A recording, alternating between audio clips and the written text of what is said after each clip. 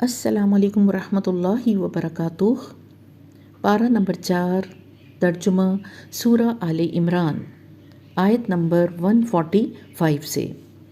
بسم اللہ الرحمن الرحیم۔ کوئی ذی روح اللہ کے اذن کے بغیر نہیں مر سکتا۔ موت کا وقت تو لکھا ہوا ہے۔ جو شخص ثواب دنیا کے ارادے سے کام کرے گا اس کو ہم دنیا ہی میں سے دیں گے، اور جو ثواب آخرت کے ارادے سے کام کرے گا وہ آخرت کا ثواب پائے گا، اور شکر کرنے والوں کو ہم ان کی جزا ضرور عطا کریں گے۔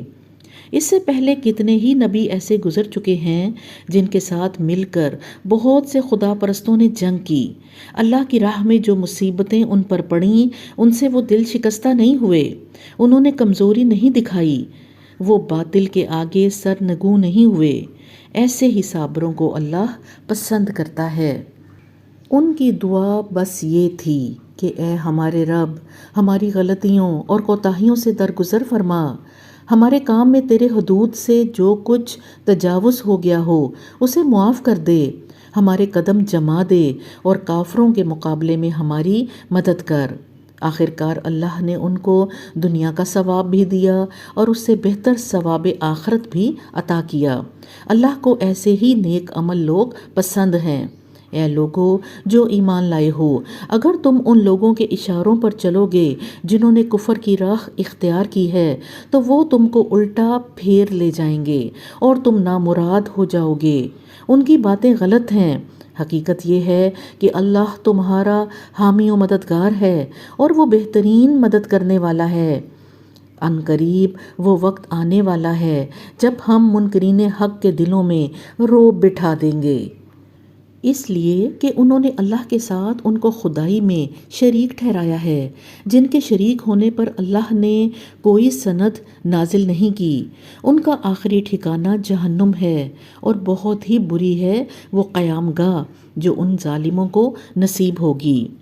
اللہ نے تائید و نصرت کا جو وعدہ تم سے کیا تھا وہ تو اس نے پورا کر دیا۔ ابتدا میں اس کے حکم سے تم ہی ان کو قتل کر رہے تھے، مگر جب تم نے کمزوری دکھائی اور اپنے کام میں باہم اختلاف کیا، اور جوں ہی کہ وہ چیز اللہ نے تمہیں دکھائی جس کی محبت میں تم گرفتار تھے، یعنی مال غنیمت، تم اپنے سردار کے حکم کی خلاف ورزی کر بیٹھے، اس لیے کہ تم میں سے کچھ لوگ دنیا کے طالب تھے اور کچھ آخرت کی خواہش رکھتے تھے۔ تب اللہ نے تمہیں کافروں کے مقابلے میں پسپا کر دیا تاکہ تمہاری آزمائش کرے، اور حق یہ ہے کہ اللہ نے پھر بھی تمہیں معاف ہی کر دیا، کیونکہ مومنوں پر اللہ بڑی نظر عنایت رکھتا ہے۔ یاد کرو جب تم بھاگے چلے جا رہے تھے، کسی کی طرف پلٹ کر دیکھنے تک کا ہوش تمہیں نہ تھا، اور رسول صلی اللہ علیہ وسلم تمہارے پیچھے تم کو پکار رہا تھا۔ اس وقت تمہاری اس روش کا بدلہ اللہ نے تمہیں یہ دیا کہ تم کو رنج پر رنج دیے، تاکہ آئندہ کے لیے تمہیں یہ سبق ملے کہ جو کچھ تمہارے ہاتھ سے جائے یا جو مصیبت تم پر نازل ہو اس پر ملول نہ ہو، اللہ تمہارے سب اعمال سے باخبر ہے۔ اس غم کے بعد پھر اللہ نے تم میں سے کچھ لوگوں پر ایسی اطمینان کی سی حالت طاری کر دی کہ وہ اونگنے لگے، مگر ایک دوسرا گروہ جس کے لیے ساری اہمیت بس اپنی ذات ہی کی تھی، اللہ کے متعلق طرح طرح کے جاہلانہ گمان کرنے لگا جو سراسر خلاف حق تھے۔ یہ لوگ اب کہتے ہیں کہ اس کام کے چلانے میں ہمارا بھی کوئی حصہ ہے۔ ان سے کہو کسی کا کوئی حصہ نہیں، اس کام کے سارے اختیارات اللہ کے ہاتھ میں ہیں۔ دراصل یہ لوگ اپنے دلوں میں جو بات چھپائے ہوئے ہیں اسے تم پر ظاہر نہیں کرتے۔ ان کا اصل مطلب یہ ہے کہ اگر اختیارات میں ہمارا کچھ حصہ ہوتا تو یہاں ہم نہ مارے جاتے۔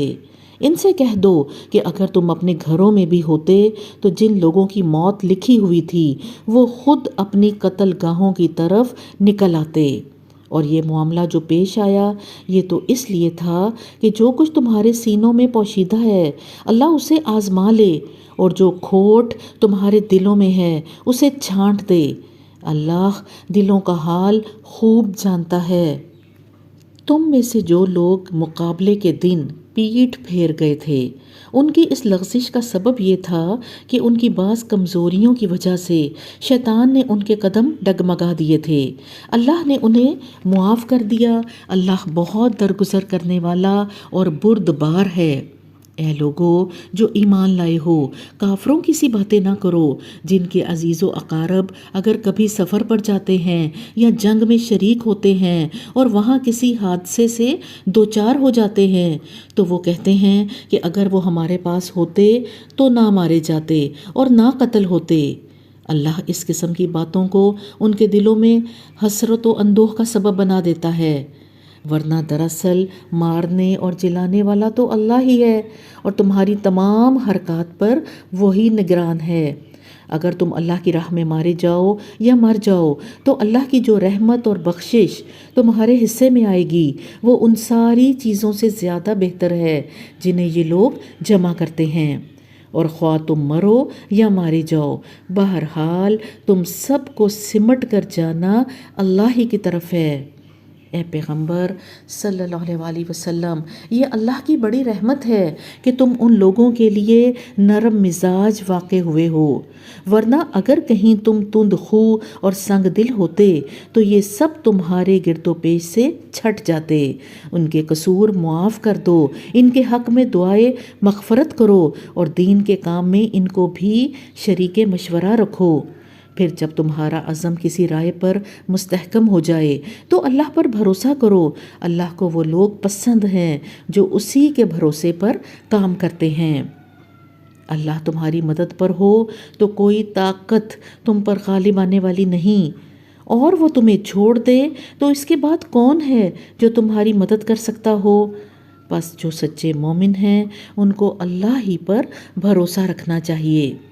کسی نبی کا یہ کام نہیں ہو سکتا کہ وہ خیانت کر جائے، اور جو کوئی خیانت کرے تو وہ اپنی خیانت سمیت قیامت کے روز حاضر ہو جائے گا۔ پھر ہر متنفس کو اس کی کمائی کا پورا پورا بدلہ مل جائے گا اور کسی پر کچھ ظلم نہ ہوگا۔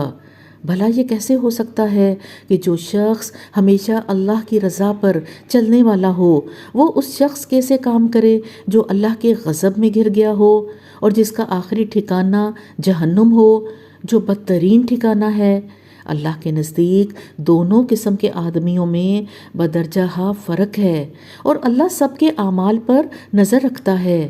در حقیقت اہل ایمان پر تو اللہ نے یہ بہت بڑا احسان کیا ہے کہ ان کے درمیان خود انہی میں سے ایک ایسا پیغمبر اٹھایا جو اس کی آیات انہیں سناتا ہے، ان کی زندگیوں کو سنوارتا ہے اور ان کو کتاب اور دانائی کی تعلیم دیتا ہے۔